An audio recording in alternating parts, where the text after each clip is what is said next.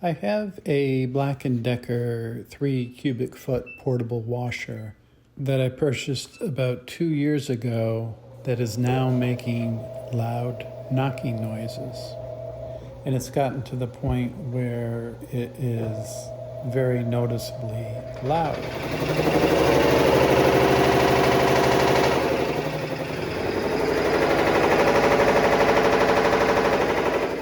In this video, I'm going to be covering how I fixed the noise, and it's basically going to go from this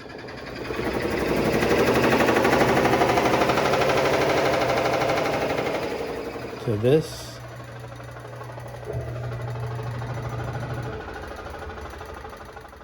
and to this, which is basically back to when I first got it. So I am going to investigate the cause of the noise.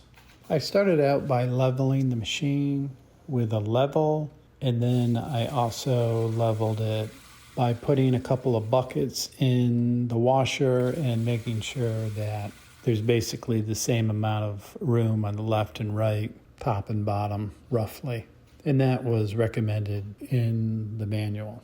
So the first thing I'm going to do is just move the washer into a working position and then take off this back panel.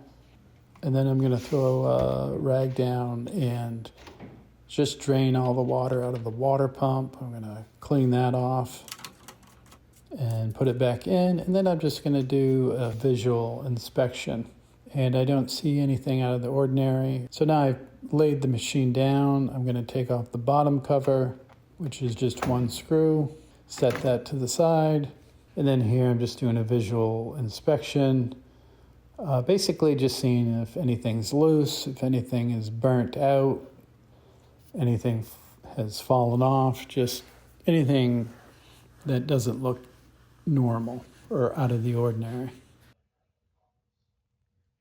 Here's the water pump, and back there you can see the part number for the clutch.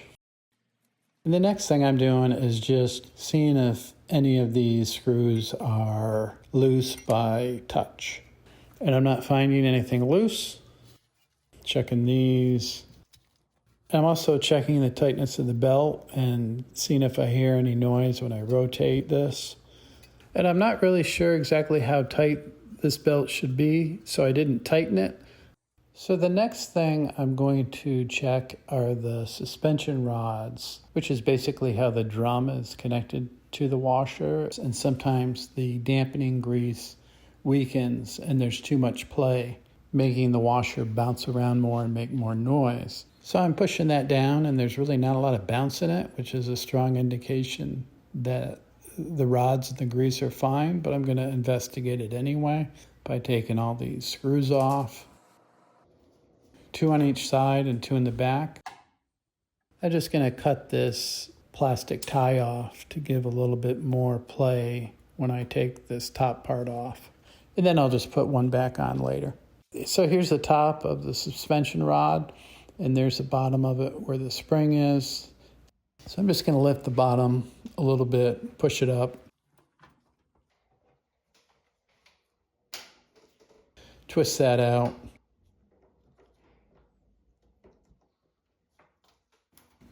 Pull it down, and then just work it out on the bottom there so it comes out. And then I'm just physically examining it, making sure nothing's out of the ordinary. And it looks like the grease is working pretty well. I mean, it doesn't have a lot of resistance there. And then just opening it up, looking in there. Sometimes there's a cork in there. This one appears to be different material. But just moving it back and forth, it still has a fair amount of tension in it. It's pushing that back, so I don't anticipate that being the problem. If this was really loose, what I would do is I would take a paper towel with some alcohol and take off as much of the grease on the poles as I could. And then I would get some dampening grease and put it on the top of this and the bottom of this. And then just grab this piece, move it up and down, and let it re-grease. And that should make it a lot stiffer and a lot smoother. But that's not the case with this. So I'm just wrapping it around the little tube that it was originally wrapped around, putting it in the bottom. And then I'm going to push it up a little bit so it'll come up. This top part, it is a little heavy, but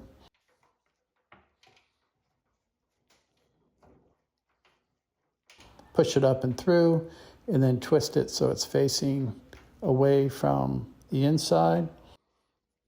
And it's back in, and put the top on, and we're good to go there. And the next thing I'm going to check is if there's any play between the inner and outer part of this drum. And there is, and it's making a clucking noise. That should not be doing that. So I'm going to take this part off, just take out any water down there. See, this is a little dirty, so that's probably a good thing to clean every so often. And it's just got one Phillips head screw in there. And now I'm just going to take the impeller off, which sometimes can be pretty difficult to take out. You could just like put a couple of screws in these holes and pull it up with a pair of pliers or something like that if it's really stuck in there. And now I take the camera down here and I see that this looks like there's probably some screws loose under there. I see that I have rusty bobby pins. So that's not necessarily good. Whether or not that's really what making the noise, probably not really, but it's definitely not good, so I'm taking those out of there. Next thing I'm going to do is take this drum out. So I'm lifting up the top part of the washer, making sure that little piece there doesn't get broke. And it's basically just taking out 4 screws to take this top piece off. And there's little clips on the side, 4 clips to unclip. And then this pops right off. Initially I tried an Allen wrench, but it's on way too tight. I suppose I could tap it with a hammer or try to put a long tube on it. But I'm just going to go to a different tool. Basically finding the right size. For me it was a CRV5. And then I am going to attach this to my power drill and take it off relatively quickly. And here it is, unedited and in real time, so it comes off a lot easier.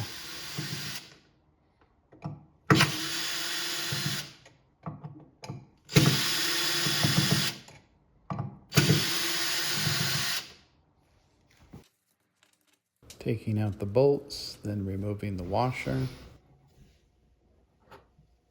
And on to the next step. So now I'm just going to take the inner drum out.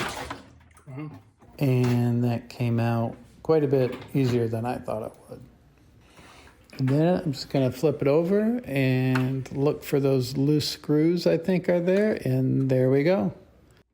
Probably about 2 or 3 of these that are really loose. And there's the clicking sound I was hearing.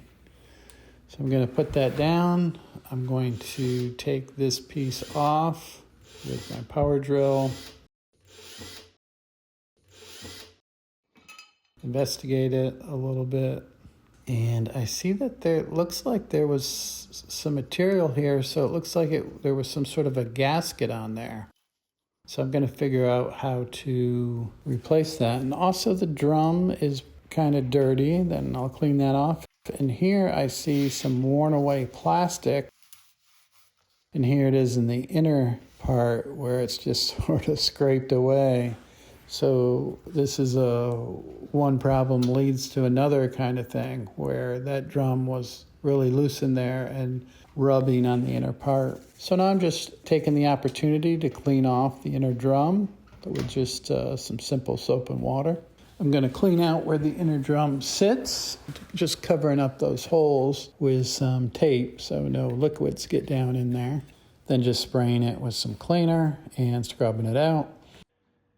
We're good to go there, and you can really see where that drum was loose and the outer part was just rubbing against it. And now I'm cleaning this off And I looked up and I couldn't find what exactly this inner gasket was, so I emailed BLACK+DECKER asking them if they happen to have a gasket for sale. And in the meantime, I just got back to work and decided to make a temporary gasket just using like a yoga mat. Just my experience with gaskets is if there was a gasket on there and you put it on without a gasket, not going to work out so well. So I just made my own temporary one. Whether it's the best or not, I don't know, but it seemed to work for me. So I'm just putting the inner drum back on.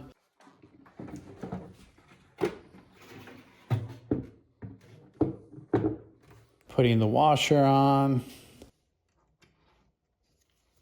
Putting the bolt in. And instead of using the power drill, I just used sort of this hand tool here, just so I wouldn't strip anything or put it in with too much power. So those went in pretty well. Took longer than the drill, of course. Put my impeller back on and my screw in. Cover on top. And put the outer ring on. Snapping it back into place, tightening up the 4 screws, putting the top on, 4 screws back in, and the little part out there. Tested the washer, and at first I thought it was fixed because it was making a lot less noise.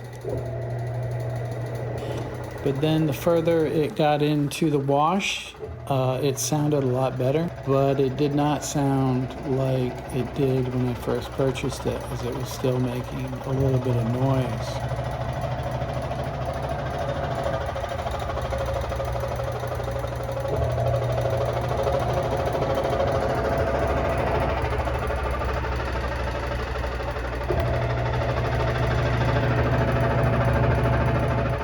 So I made quite a bit of progress, and this almost would have been good enough, but I decided I wanted to investigate it a little further and see if I could get it back to making a softer noise the way it was when I first bought it.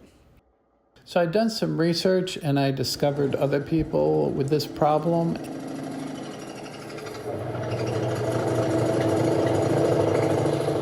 So mine sounded a lot like his did, and they were asking if he fixed it, and he did. And he also provided a link to the part that he used to fix his, which was a clutch assembly. Here's a closer look at it, and it looks very similar to the one in the BLACK+DECKER.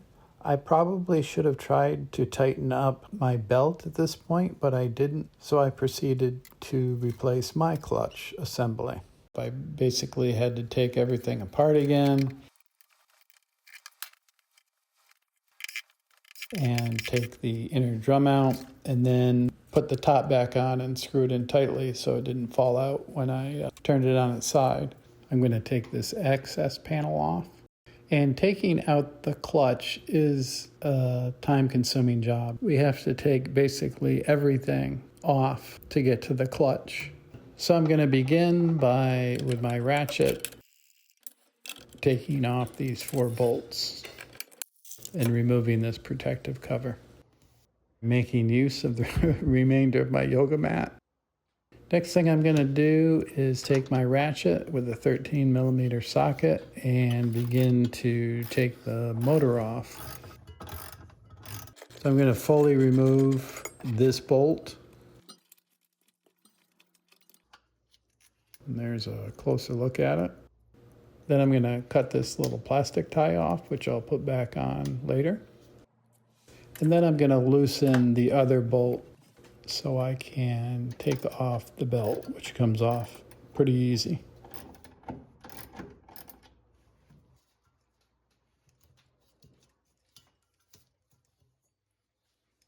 And just examining it, make sure there's no cracks or anything in it.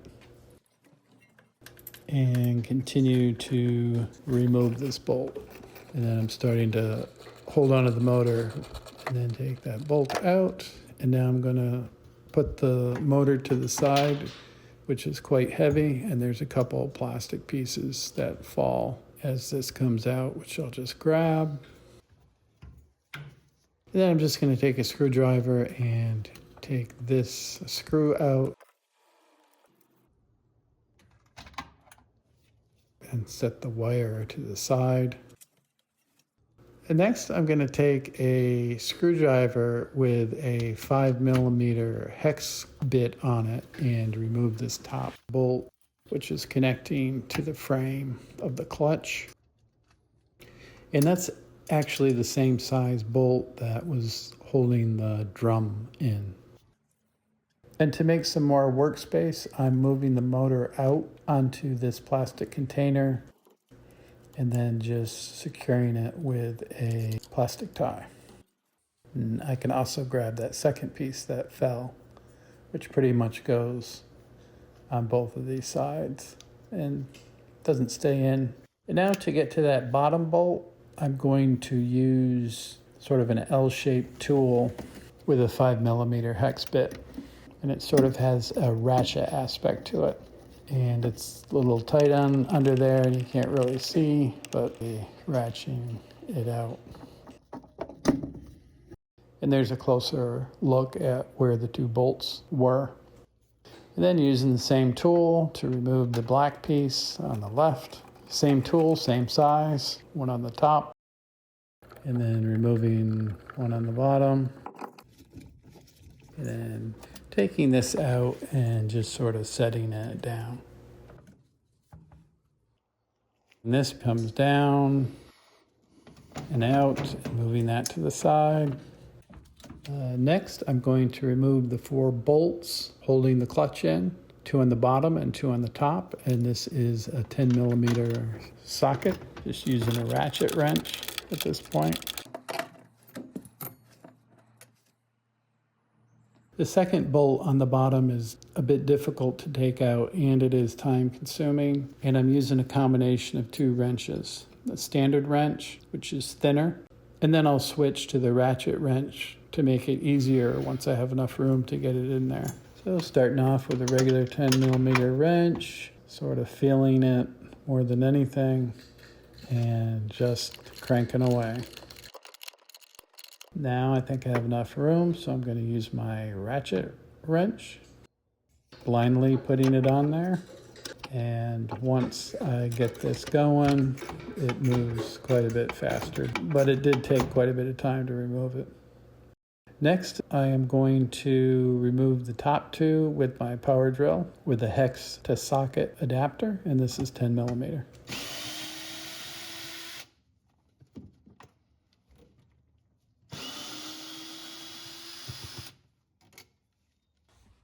And now I have access to the clutch, and there's a little bit of a white piece on the right. You got to sort of maneuver that in conjunction with the gear in the middle, making it a little hard to get out, but finally came out, and that is also heavy.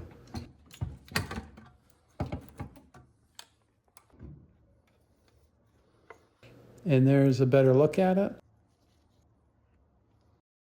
So at this point, I was going to purchase a new clutch, but something unexpected happened. BLACK+DECKER replied to my email with my inquiry about the gasket I inquired about. And there was a couple of emails sent back and forth, and they gave me good news and bad news. The bad news was they did not have a gasket in stock.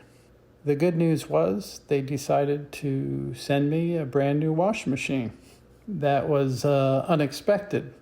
I ended up not getting the new clutch. So with that said, I'm going to put the old clutch back in. And something unexpected happened with that as well. So I'm first going to sort of wipe and clean this out. And basically you want to put the clutch through this white piece kind of first, and then sort of squeeze that drive shaft in the hole. And this is my 3rd attempt trying this, so I sort of learned that that was the way to put it in. So I got it in, and now I'm just going to hand tighten these first 2 screws just to secure it. And this 3-piece adapter kit is a really nice tool. Basically turns a hex where you can use it with a socket. So I'm basically taking my hex screwdriver and turning it into a ratchet. So I'm putting those 2 screws in. I'm just deciding to do this by hand because I'm a little hesitant to use my power drill screwing it in with plastic, but I'm not fully tightening them yet. For the bottom one, this particular ratchet seemed to fit in there better. Moving this out of the way, putting the bolt in, and then just turning away. And this one did take some time to put in there. Now I'm just tightening it up, putting the bolt in. I'm going to start with my ratchet and tighten it up as far as I can before it won't fit anymore. And then I'm going to finish it off with my regular 10mm wrench. And again, this one just took some time. Next, I'm just going to finish tightening up these 2 top ones with the ratcheting T-handle. Putting this wire back on, same way I took it off, and then just screwing it in. Next, I'm screwing this top bolt in.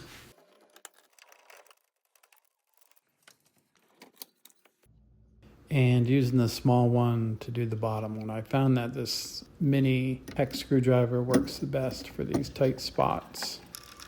Tightening that up. Putting this piece on, same way I took it off.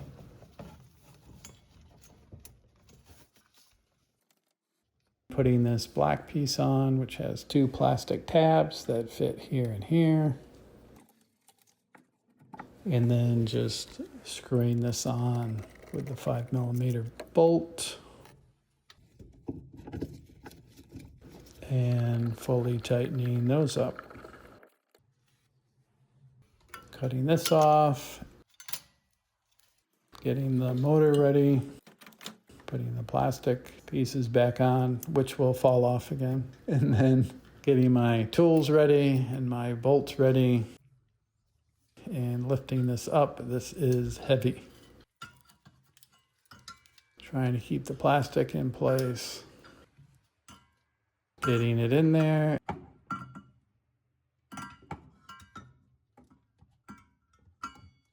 And then grabbing my tool with the bolt already on it and tightening it up.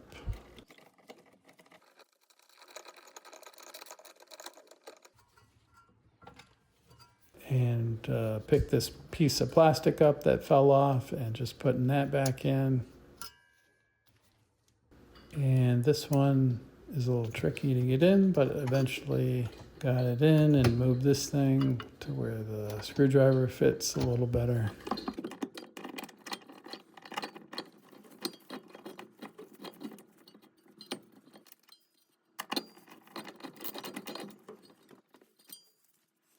Readjusting the plastic and hand tightening it a little bit. So it's still loose, that side is still loose. And now I'm taking a screwdriver, using it as leverage, just sort of tightening it about where it was when I first took it off.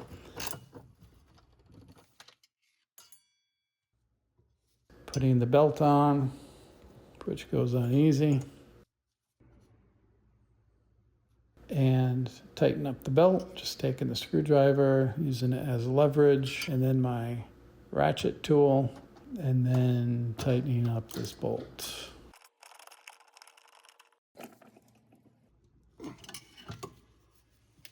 Seems about what it was when I took it off, maybe slightly tighter. And then just taking a plastic tie and putting it back on this particular wire. And then trimming off the excess. Putting this protective metal cover back on with the 4 bolts. Putting the access panel back on. So I'm just putting the inner drum back on. Putting the screws back in. Impeller back on and my screw in. Outer ring on. Putting the top on. It back into place. 4 screws back in. And then just taking a plastic tie and putting it back on and the cover on. And now I'm testing it out just to make sure it's still working properly.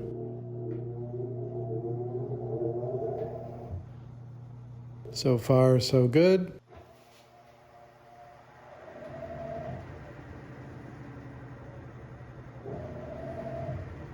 And now when it gets into the higher cycle towards the end is when it made the noise.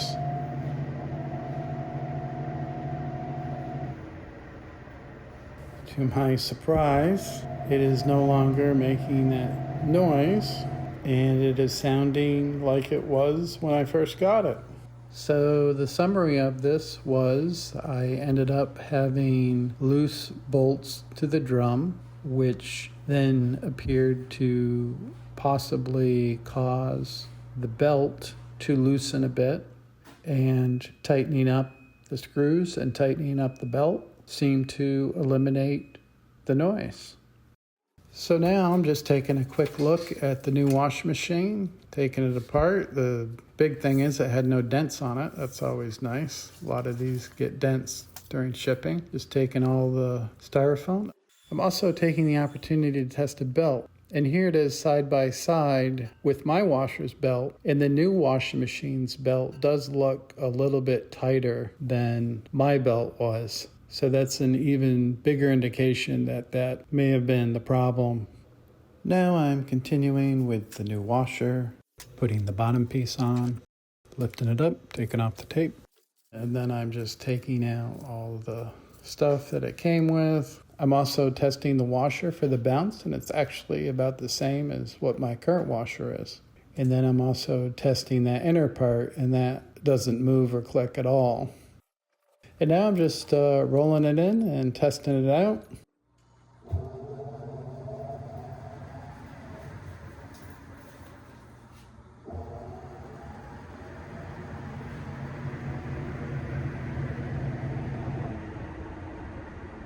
And it sounds great. It's also interesting having the new washer because it confirms the one that I fixed sounds just like the new one. So I'm good to go. Now I got two washers.